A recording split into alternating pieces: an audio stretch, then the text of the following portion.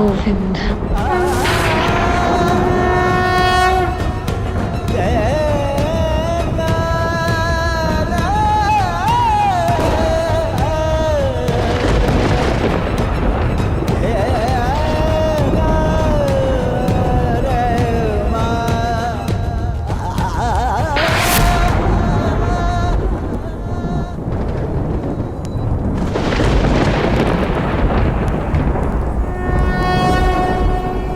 यदा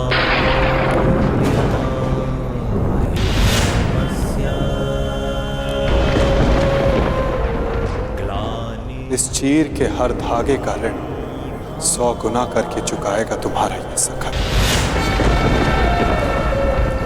अभ्युत्थानम् अधर्मस्य तदात्मानं सृजाम्यहम्।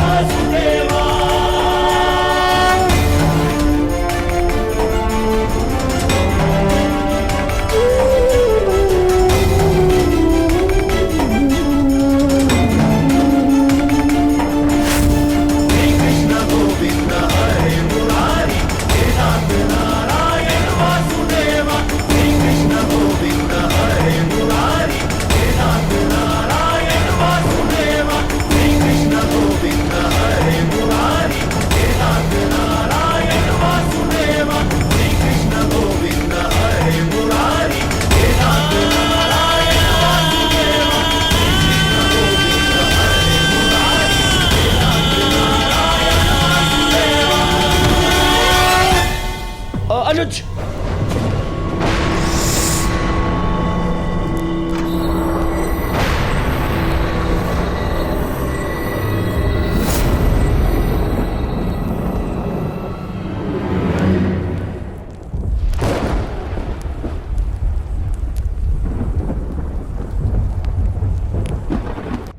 द्रौपदी,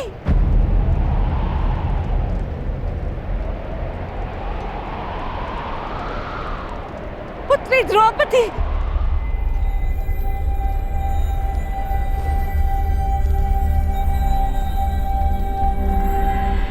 ये क्या अनर्थ हो रहा है सभा में?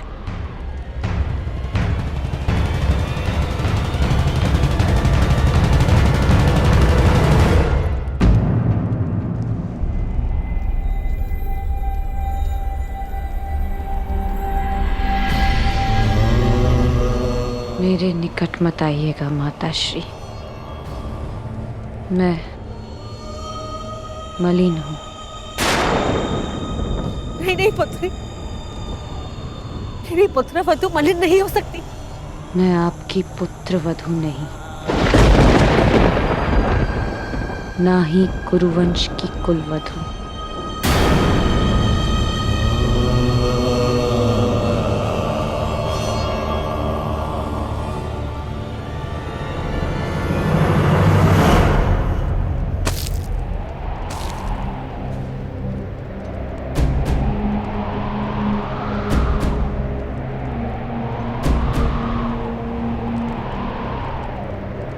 और ना ही आपके पुत्रों की पत्नी।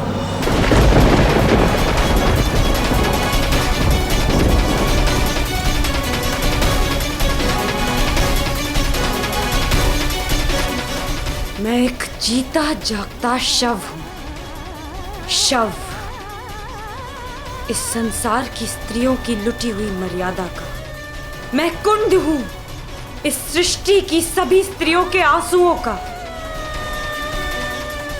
आज मैं अग्नि नहीं, आज मैं अग्नि सुता नहीं, स्वयं अग्नि हूं। इस मूक मौन सभा के शमशान में जलते हुए नारी के मान के चिता की अग्नि हूं मैं,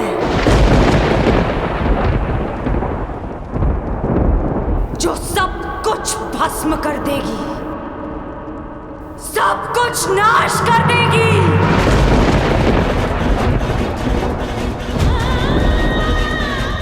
मैं जीव नहीं, साक्षात मृत्यु हूं, केवल मृत्यु। इस सभा में उपस्थित प्रत्येक अधर्मी की केवल मृत्यु।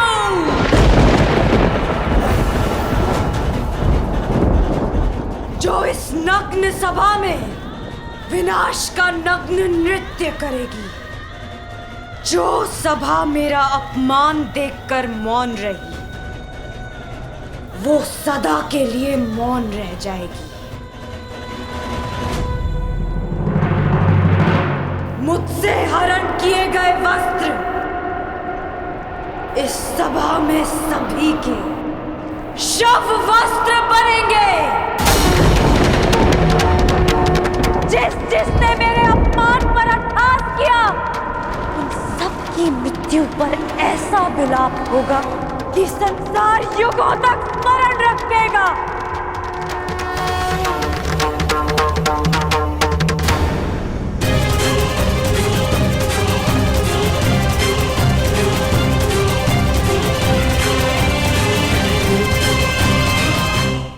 मैं याज्ञसेनी श्राप देती हूँ इस सभा को। नहीं पुत्री, इन्हें श्राप मत दो। अपनी ज्येष्ठ माता की बात सुन लो। क्यों सुनूं मैं किसी की? क्यों? जब मेरी चीत्कार किसी ने नहीं सुनी तो फिर क्यों? क्षमा कर दो पुत्री। मेरा श्राप ही क्षमा है महारानी, क्योंकि यदि दंड दिया तो इसी जीवन के प्रत्येक क्षण में नर्क का अनुभव होगा इन्हें।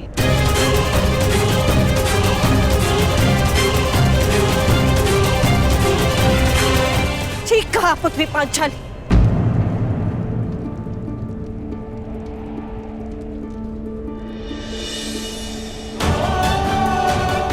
इन सबको जीवन के हर पल नर्क का अनुभव होना चाहिए।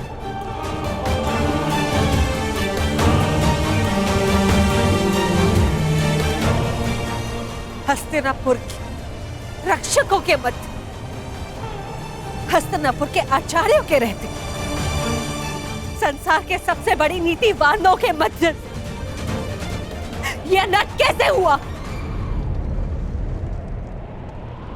मैं आपसे पूछती महामंत्री, हस्तिनापुर में अंधे युग का प्रारंभ कैसे हुआ? क्यों नहीं आपने इच्छा मृत्यु मांग ली ताजश्री? और आपने क्यों नहीं अपने ही वाणों से अपने हृदय को भेद लिया द्रोणाचार्य?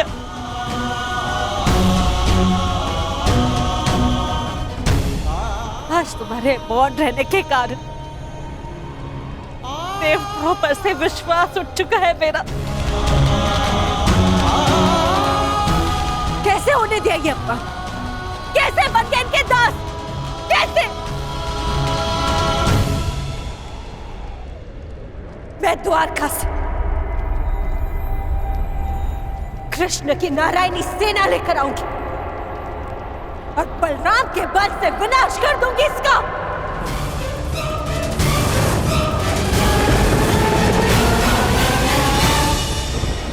सुन रहे हैं आप महाराज? सुनाई तो दे रही है ना आपको? हस्तिनापुर की ओर बढ़ रहे इस विनाश के पश्चात अपने आंखों पर पट्टी बांधते समय मैंने ये नहीं सोचा था कि एक दिन ऐसा भी आएगा, आप अपने मन की आंखों पर पट्टी बांध लेंगे। अगर थोड़ी सी भी लज्जा शेष है आप में तो कुछ कीजिए, इस ज्वालामुखी को फटने से रोक लीजिए महाराज। आज निश्चित रूप से ही हस्तिनापुर लज्जित हुआ है। पांचाली पुत्री, मैं तुम्हें वर देता हूं, तुम जो चाहोगी वैसा ही होगा। क्या चाहती हो पुत्री? मांगो, मेरा वचन है तुम्हें।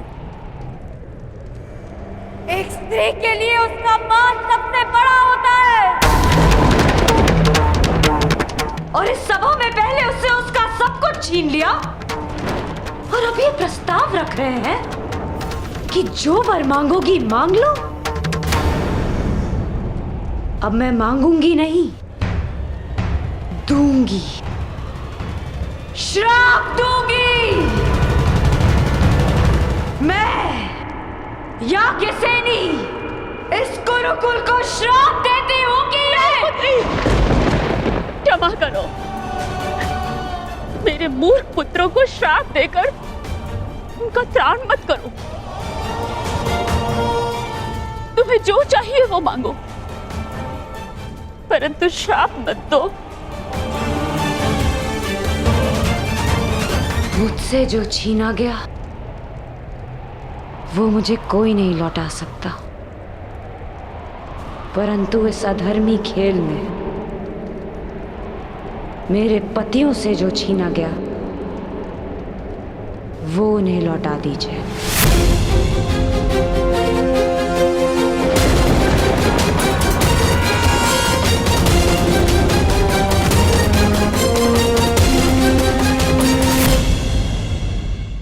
इस अधर्मी खेल में उनसे उनका बल छीना गया, शस्त्र छीने गए, उनका राज्य छीना गया। उन्हें उनका बल, उनका मान, उनके शस्त्र और उनका हारा हुआ राज्य लौटा दीजिए।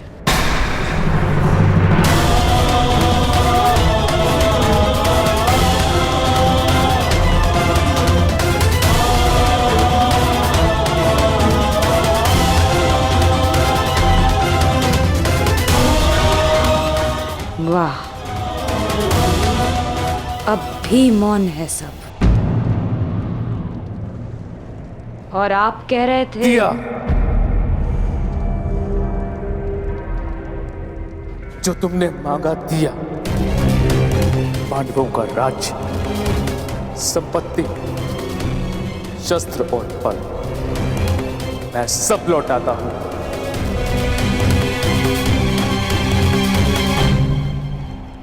हे पिताश्री, मेरी जीती हुई संपत्ति को लौटाने का अधिकार आपको नहीं है पिताश्री। मैंने इस युद्ध में जो भी जीता है वो अपने बल पर जीता है, अपने।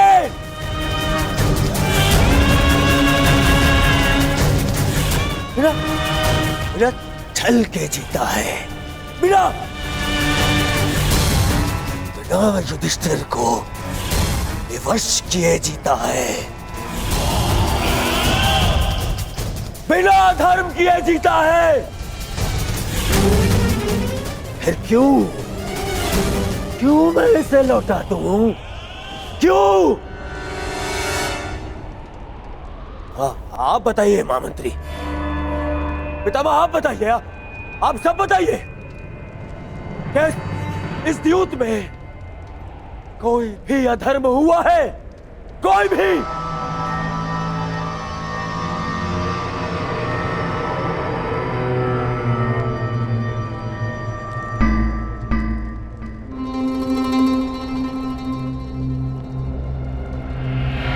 फिर से मौन हो गए सब। अधर्म सामने खड़ा होके पूछ रहा है कि उसने क्या अधर्म किया, और सब फिर से मौन। इस सभा में इतना सब कुछ हो जाने के बाद भी आप सब मौन हैं।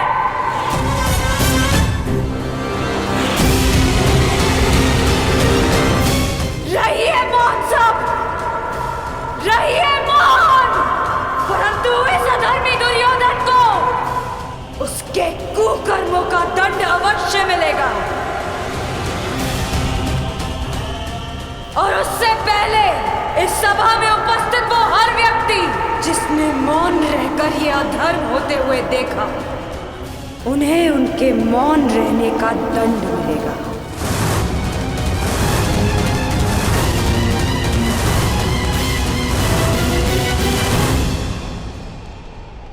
श्राप है ये अग्निसुता द्रौपदी का।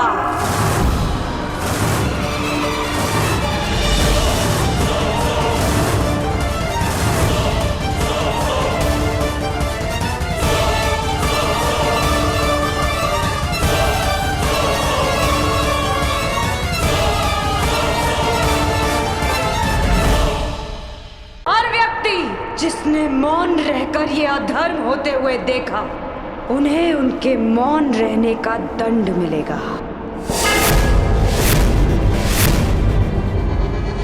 श्राप है ये अग्निसुता द्रौपदी का।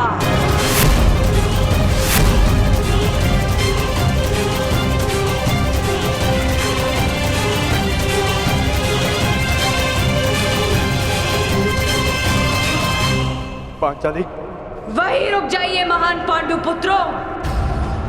मैंने आपको क्षमा नहीं किया। अब आप सबका मुझ पर कोई अधिकार नहीं। वो अधिकार आप पहले ही हार चुके हैं, और उसका प्रतीक है ये खुले हुए केश, जिन पर अब कभी चूड़ामणि नहीं सजेगी।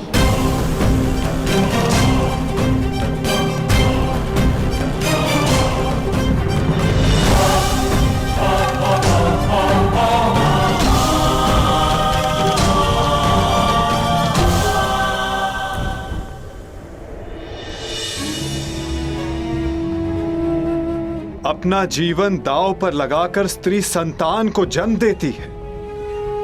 पुत्र के जन्म में अपना नया जीवन खोजती है। पीड़ा के उन पलों में भी उसकी आंखों में दुख के अश्रु नहीं होते। मुख पर प्रसन्नता, मन में संतोष होता है। और बदले में हम पुरुष उसे क्या देते हैं? पुरुष के किए गए हर कार्य का दंड अंततः स्त्री को भुगतना पड़ता है। क्यों? राम को दंड देने के लिए सीता का हरण होता है। सीता को ही अग्नि परीक्षा क्यों देनी होती है? युद्ध पुरुष करता है और पराजित स्त्री होती है। वीर गति पाकर पुरुष स्वर्ग भोगता है और विधवा होकर स्त्री नरक भोगती है। क्यों? क्यों पुरुष का अहंकार जगता है और स्त्री की स्वतंत्रता को सुला दिया जाता है? जुए में, मदिरा के मद में धन पुरुष खोता है और भूख स्त्री के भाग्य में आती है। क्यों? विवाह के पश्चात स्त्री सौभाग्यवती बनकर घर में आती है और उसके मस्तक पर सिंदूर के रूप में उसके पति की दासी होने का चिन्ह लगा दिया जाता है। अपनी इच्छा से 100 पत्नियां रखने वालों को पराक्रमी समझा जाता है और दुर्भाग्यवश एक से अधिक विवाह करने वाली महिला को वैश्या कहकर पुकारा जाता है। क्यों? पुरुष असफल होकर संसार का त्याग करता है और अपना घर संसार चलाने के लिए स्त्री को संघर्ष करना पड़ता है। क्यों हम पुरुषों के हर दुष्कर्म का फल स्त्री को भुगतना पड़ता है? जो जीवन देती है उसका अधिकार तो केवल आनंद, प्रसन्नता और सम्मान होना चाहिए। फिर उसका चीरहरण क्यों होता है? स्मरण रखना, जब तक स्त्री को मान, सम्मान और अधिकार मिलेंगे ये सृष्टि फलेगी, फूलेगी, विकास होगा। और जब जब स्त्री का मान भंग होगा, जब जब उसका अभिमान पुरुष के दम तले कुचला जाएगा, तब विनाश होगा। हर बार एक नए रूप में एक महासंग्राम होगा, एक महाभारत होगा।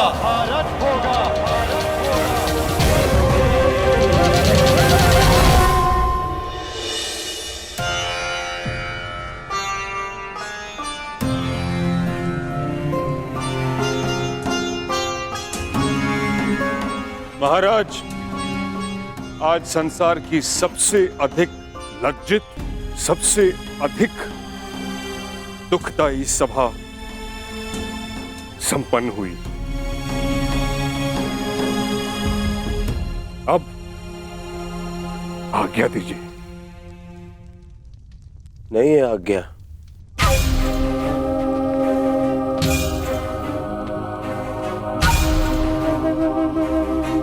अब क्या शेष है?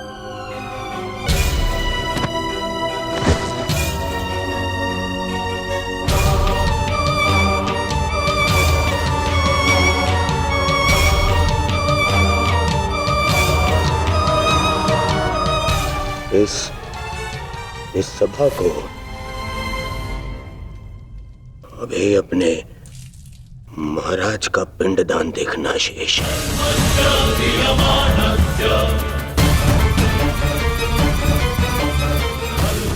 नारिकेलम समर्पयामि।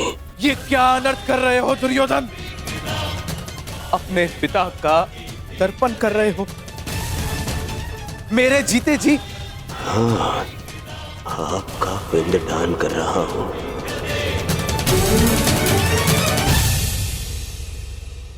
मैं आज से अनाथ हुआ पिताश्री। ये क्या मूर्खता है दुर्योधन? ये मूर्खता नहीं है, ये मेरे और मेरे पिता के मध्य का संबंध है जिसे आज मैं तोड़ रहा हूं।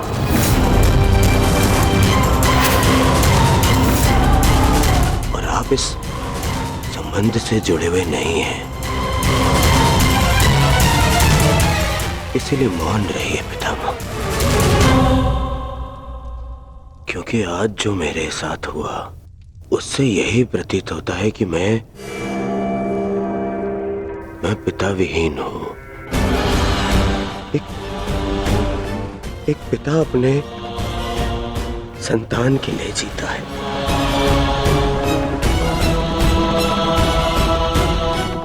परंतु आज मेरे ही पिता ने मेरे ही साथ इतना बड़ा अन्याय कर दिया। क्या अनर्थ प्रलाप कर रहे हो दुर्योधन? मैं प्रलाप कर रहा हूं। एक सम्राज्ञी को द्यूत में दासी बना लेने पर इस सभा में सभी ने बहुत बड़ा चढ़ाकर कहा। सब मेरे विरुद्ध हो गए, परंतु मुझसे बिना किसी कारण के एक श्राप के भय से मुझसे इंद्रप्रस्थ छीन लिया गया, मेरा साम्राज्य छीन लिया गया। और इस अन्याय के कारक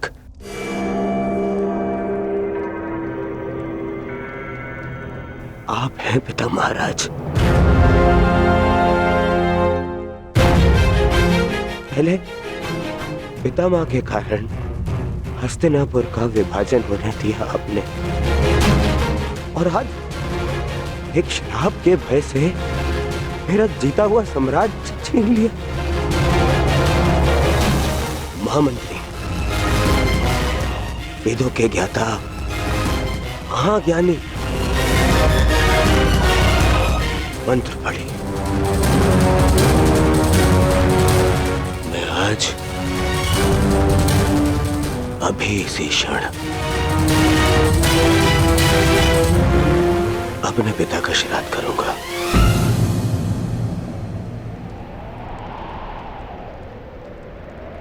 ऐसा मत कहो पुत्र, ऐसा मत कहो।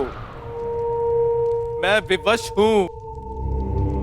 मैं पांडवों का राज्य उन्हें लौटा चुका हूं पुत्र, परंतु ये श्राद्ध मैं सहन नहीं कर सकता पुत्र, सहन नहीं कर सकता। अब तुम्हारे त्राण के लिए मैं क्या करूं? आपके पुत्र को इस त्राण से बचाने के लिए और जीते जी आपको श्राद्ध से बचाने के लिए मेरे पास एक उपाय है महाराज।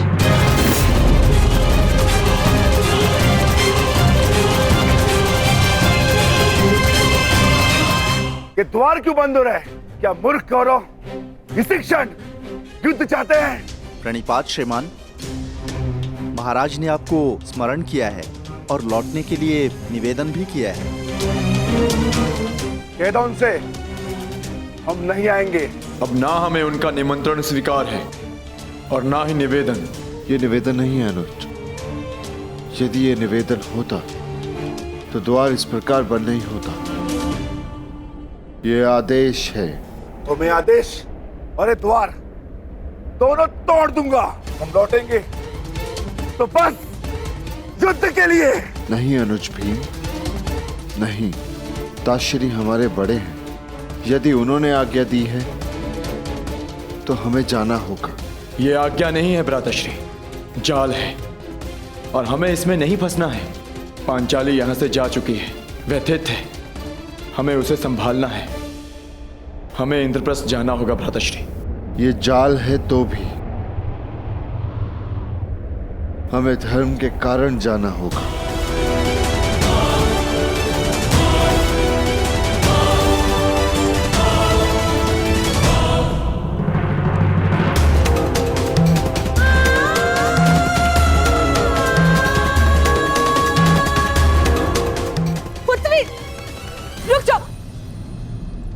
अनर्थ का दंड अवश्य दिया जाएगा कौरवों को।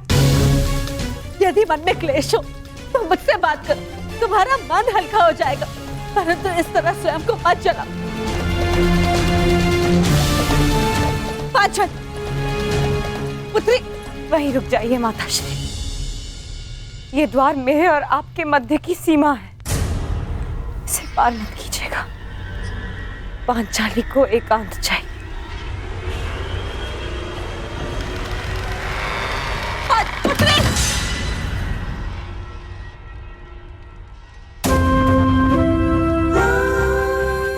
लीजिए ज्येष्ठ, आपका आदेश ना मानने वाली दासी।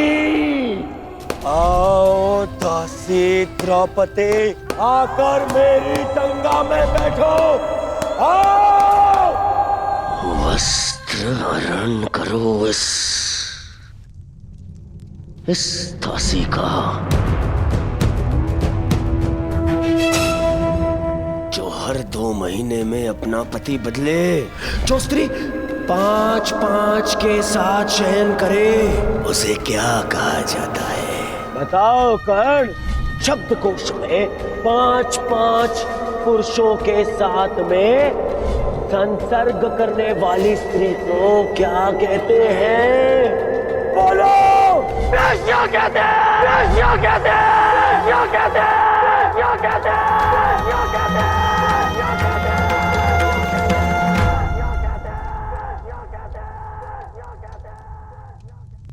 सैनिक, दरवाजा तोड़ दो। पांचाली, ये द्वार द्रौपदी के मन का है बुआ। ये यातना से नहीं खुलेगा, ना ही बल से टूटेगा।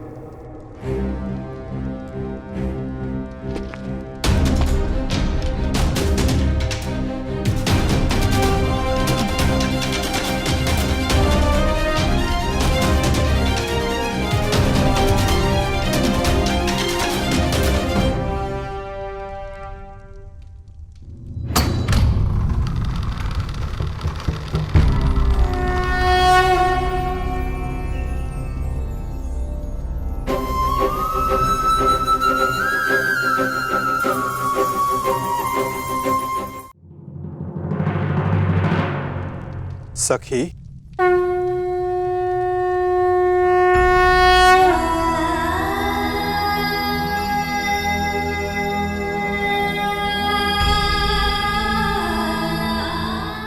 चले जाइए सखा, भीतर मत आइएगा। मैं मलिन हूँ। मलिन तो वो सोच है सखी जो तुम्हें मलिन समझे सखी, और मनुष्य तो भीतर से पवित्र होता है। तुम तो उस गंगा की भांति हो जो सबके पाप हरने के पश्चात भी मलिन नहीं होती। तुम पावनी पवित्र हो।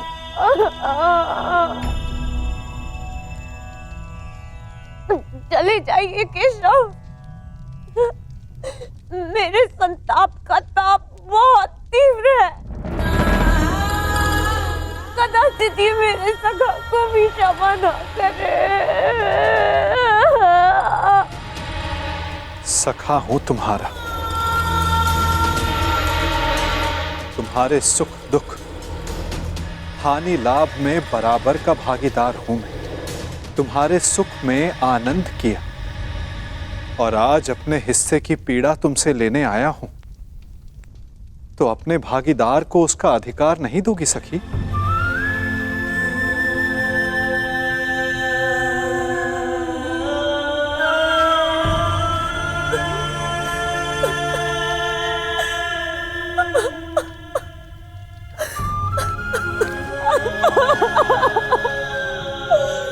क्यों सखा?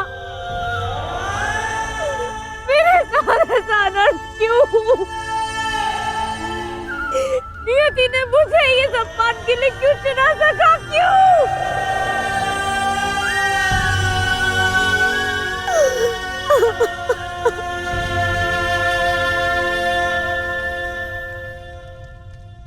क्यों? ये क्यों बड़ा भयानक होता है सखी, क्योंकि हम इस क्यों के उत्तर को खोजते रह जाते हैं। और अपना लक्ष्य खो बैठते हैं।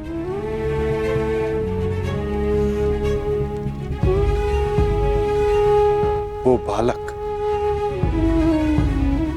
जिसने जन्म लेते ही अपने माता पिता को खो दिया, जिसने जन्म की प्रथम रात्रि को मां का आलिंगन नहीं मिला, ज्वार खाती यमुना का आलिंगन मिला। यदि वो बालक नियति से इस क्यों का उत्तर मांगता, तो क्या मथुरा और गोकुल की नियति को बदल पाता? यदि सीता नियति से पूछती कि रावण ने उनका ही अपहरण क्यों किया, तो क्या यह संसार रावण से मुक्त हो पाता?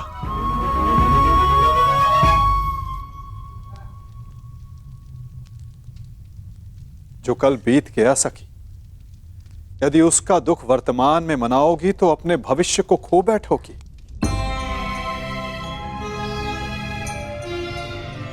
जब अपराध तुमने नहीं किया तो तुम क्यों भीतर से जल रही हो सकी? उन्हें जलने दो जिन्होंने ये पाप किया है। तो मार्ग बताइए सखा, मन में धधकती इस अग्नि को शांत करने का मार्ग दिखाइए केशव। क्षमा कर दो, क्षमा कर दो सखी। मन में प्रतिशोध नहीं, न्याय का विश्वास जगाओ। जब तक मन में प्रतिशोध रहेगा, तब तक न्याय को आने का मार्ग नहीं मिलेगा सखी। क्या प्रतिशोध लेना न्याय नहीं है सखा? नहीं सखी, यदि प्रतिशोध लो तो केवल तुम्हारे भीतर की अग्नि शांत होगी, और यदि न्याय के लिए संघर्ष की अग्नि जलाओगी तो दुर्योधन जैसे हर पापी की सोच को भस्म कर पाओगी। तो बोलो सखी, प्रतिशोध लेना है या न्याय स्वीकार है?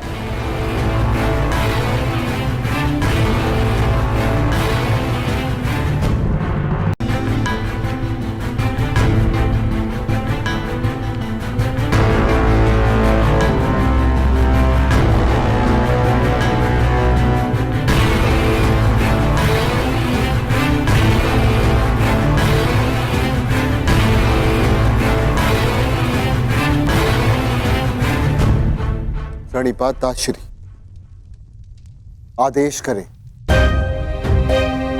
कि आपने हमें यहाँ क्यों बुलाया है? तुम्हारे साथ न्याय करते करते कदाचित मैंने अपने पुत्र के साथ ही अन्याय कर दिया युधिष्ठिर।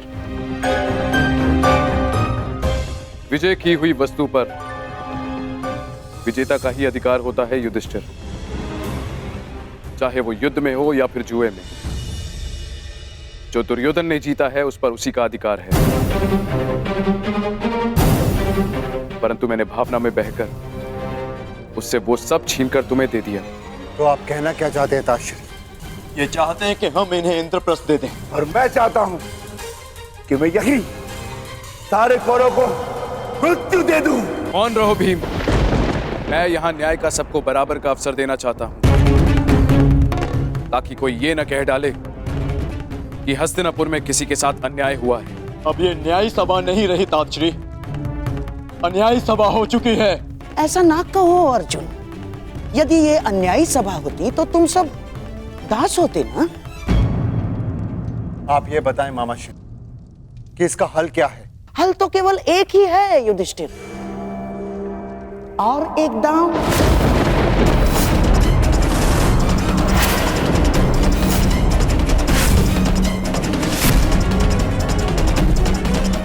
घबराओ मत पुत्रों, इस बार न राज्य दांव पर लगेगा और ना ही सम्मान, परंतु इस बार जीतने वाला दूसरे के राज्य पर 13 वर्ष का अधिकारी होगा।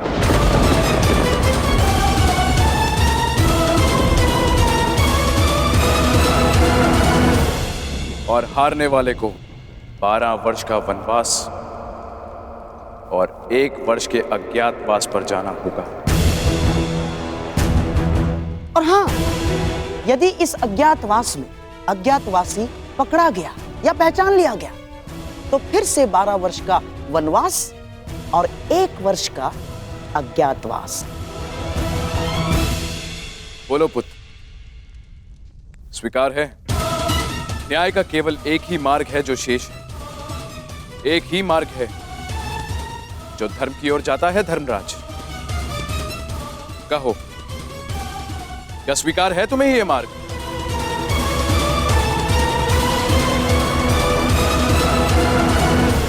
स्वीकार मत करना युधिष्ठिर,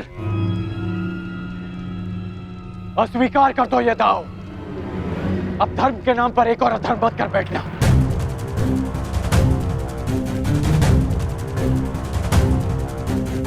मौन मत रहो युधिष्ठिर, अन्यथा इतिहास तुम्हें कभी क्षमा नहीं करेगा। मत खेलना ये दाव। महाराज धृतराष्ट्र मेरे पिता तुल्य हैं। पितामह, आचार्य द्रोण और काका श्री सब यहाँ उपस्थित हैं और सबकी उपस्थिति में मुझे ये दाव खेलने को कहा जा रहा है। कदाचित ये दाव अधर्म, मैं इस दाव को ना कह सकता, इस अधर्म को ना कह सकता, परंतु बड़ों की आज्ञा का पालन करना ही मेरा धर्म है। मैं इस धर्म को ना नहीं कह सकता। तुम तो धर्म और अधर्म की परिभाषा ही भूल गए हो। क्या तुम्हारी स्मृति इतनी दुर्बल है कि तुम भूल गए कि कुछ ही क्षण पहले जहां क्या अनर्थ होते होते रह गया, तुम दास बनते बनते रह गए। तुम्हारी पत्नी का मान भंग करने का प्रयास किया गया। ये वही सभा है जहां वर्षों पूर्व मेरे भाई की हत्या की गई थी और आज एक स्त्री का मान भंग किया गया।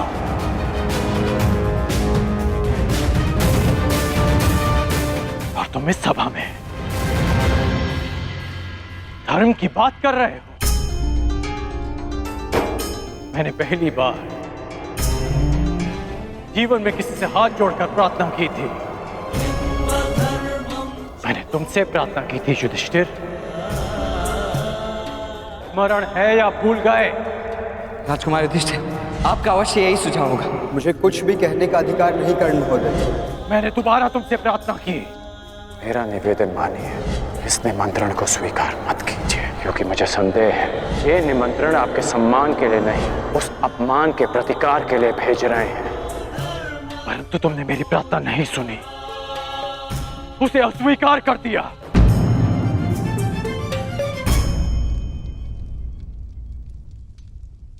मैं अंतिम बार तुमसे प्रार्थना कर रहा हूं, ये दाव मत खेलना। और यदि तुमने मेरी ये प्रार्थना भी अस्वीकार कर दी तो इतिहास का तो पता नहीं, परंतु मैं तुम्हें कभी क्षमा नहीं करूंगा। तुम्हारे लिए मेरी घृणा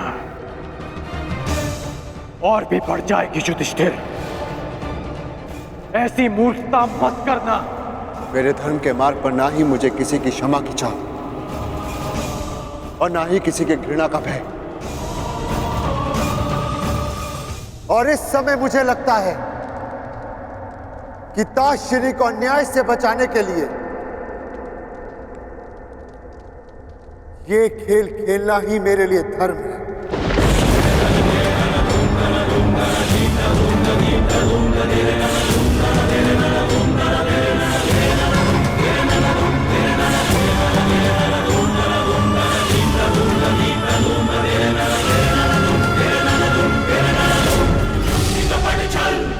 तो क्या मैं ये समझ लूं कि सम्राट एक और दांव खेलने के लिए प्रस्तुत हैं? अस्वीकार कर दो पुत्र। पासों को छूना भी मत पुत्र। नहीं, नहीं पुत्र।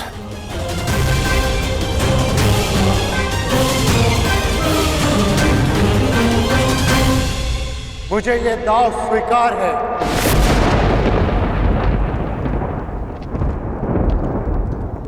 प्रत्येक पापी को दंड भुगतना होगा। वो जिसने लालच के लिए छल किया, और वो भी जिसने अधर्म को धर्म मानकर उसका पालन किया।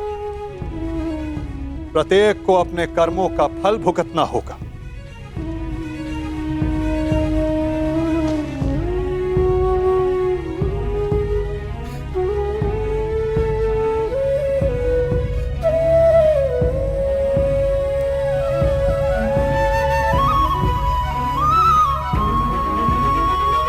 परंतु ऐसे नहीं, पलकों पर अश्रु लेकर नहीं।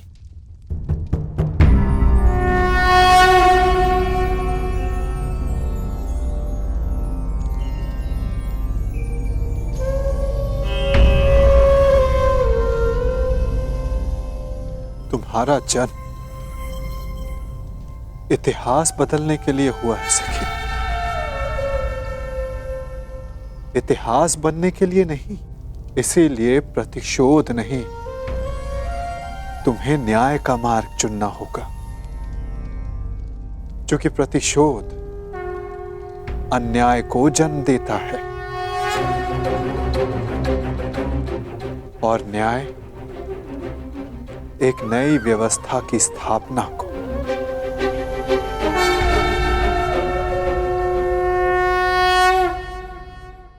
लीजिए सम्राट, आपके लिए खेल प्रस्तुत हैं।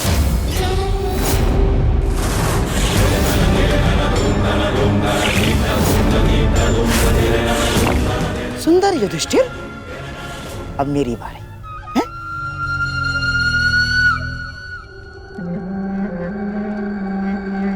पांडवों के वनवास जाने पर उत्सव मनाने की तैयारी शुरू कर दो।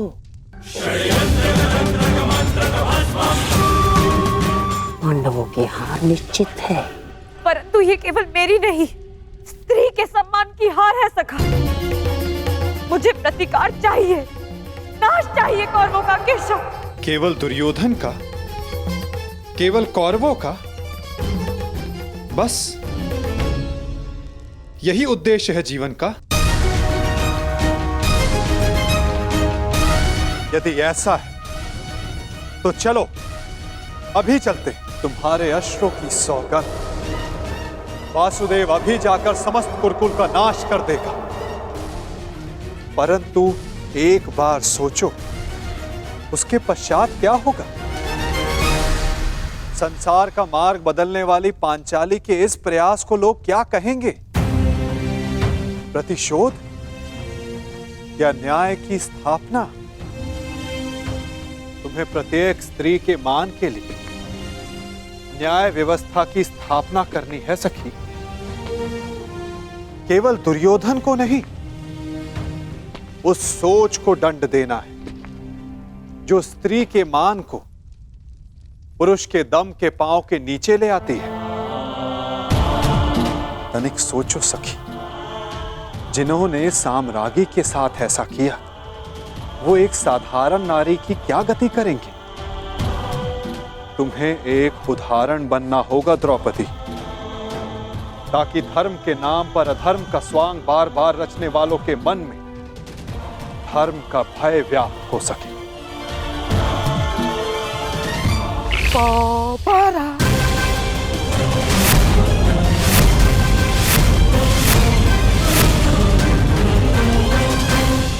बधाई हो मेरे होने वाले सम्राट। दोबारा हार गए। पांडव दोबारा हार गए।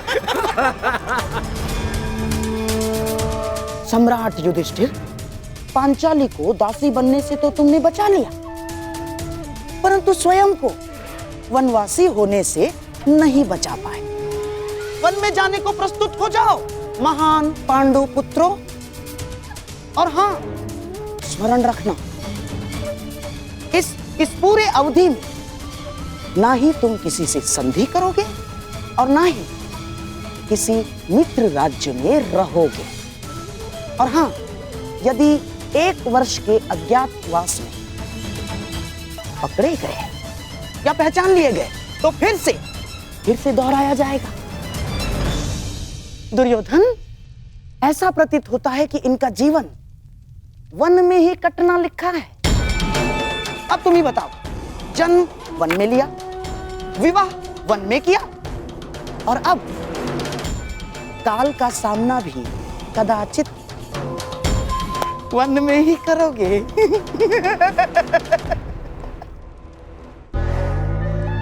लगता है यही भाग्य का न्याय है।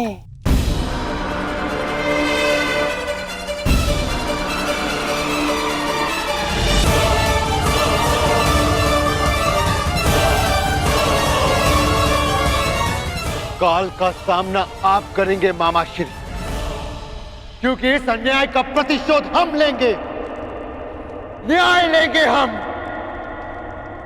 तुम्हें न्याय मिलेगा। प्रत्येक पापी को उसके किए अधर्म का दंड मिलेगा। प्रत्येक के कर्मों का फल उस तक लौट कर आएगा सखी। 13 वर्ष पश्चात हम फिर लौटेंगे, और इस बार आज्ञा नहीं, हम अपना अधिकार लेंगे। और जो कुछ इस द्यूत भूमि में हुआ है, उसका प्रतिकार हम युद्ध भूमि में लेंगे। मैं प्रतिज्ञा लेता हूं कि पांचाली के अपमान पर अट्टहास करने वाले इन 100 कौरवों को मैं अपने इन हाथों से यमलोक भेज दूंगा।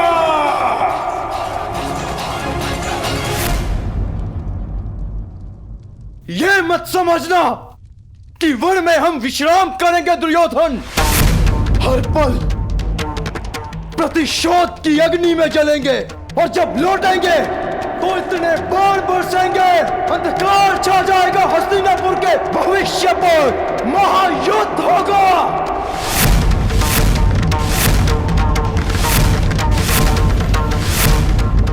बात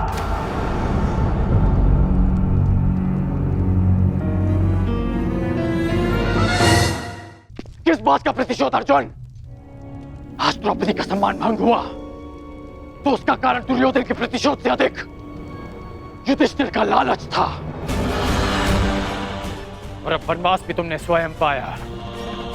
मैं ये नहीं कहता इस सभा में जो हुआ वो उचित था। दुर्योधन ने जो किया वो धर्म था। तुमने भी अधर्म किया। तुम्हारे साथ जो हुआ उसका कारण तुम्हारा मिथ्या धर्म है, तुम्हारा लालच है। तुम्हें लगा कि एक बार और युद्ध खेलकर कौरवों को सदा के लिए वन में भेज दोगे। तुम्हें लगा कि यही अवसर है, खेल लो। परंतु अवसरवादी वीर नहीं होते। वीर वो होते हैं जो हर क्षण को अवसर बना दें। यदि आज तुम ये दूसरा दाव ना खेलकर युद्ध करते तो सौगंध अपने गुरु परशुराम की कि अपने आत्मग्लानि के निराकरण के लिए मैं स्वयं अपना कवच निकालकर तुम्हारे चरणों में रख देता और तुमसे कहता कि मेरा सर धड़ से अलग कर दो। परंतु तुम सब कायल हो। तुमने द्यूत चुना, युद्ध नहीं। द्रौपदी का मान भंग करने के उत्तरदायी तुम पांचों भाई हो। जब देखो नियम और धर्म का बखान करने वाले। जानते भी हो कि नियम और धर्म क्या है? नियम और धर्म वो होते हैं जो समाज और मनुष्य के कल्याण के लिए होते हैं, और जो नियम और धर्म विनाश ले आए वो अधर्म है। और इस बार ये अधर्म तुम सबने किया है। धर्म और अधर्म का निर्णय इस सभा में नहीं होगा कर्ण। बीतने दो 13 वर्ष, उसके पश्चात होगा यह निर्णय। उन 13 वर्षों के पश्चात कर्ण युद्ध भूमि में तुम्हें सबसे आगे खड़ा मिलेगा। तुम भाई जिसे धर्म युद्ध कहते हो, मैं उसे तुम जैसे धर्म को ना समझने वालों के विरुद्ध महायुद्ध कहता हूं। ये युद्ध प्रतिशोध के लिए नहीं होगा, ये धर्म युद्ध होगा। धर्म और न्याय की स्थापना के लिए होगा, साधुओं के परित्राण के लिए, दुष्कर्मियों के नाश के लिए होगा। जब खेत में खरपतवार इतनी बढ़ जाए कि रोकी ना जा सके, तो उसे जलाकर भस्म कर दिया जाता है, ताकि उसकी भस्म की नींव पर नई फसल जन्म ले सके। एक नए संसार के लिए, एक नई व्यवस्था की स्थापना के लिए, सुनहरे भविष्य के लिए, कलंकित वर्तमान के विरुद्ध युद्ध होगा। इस सृष्टि का सबसे बड़ा युद्ध होगा। उनके विरुद्ध जिनके हाथों में मैं भारत का भविष्य सुरक्षित नहीं समझता। तुम्हारे धर्म की विद्या सोच और मेरे परिवर्तन की प्रतिज्ञा के मध्य होगा महायुद्ध, होगा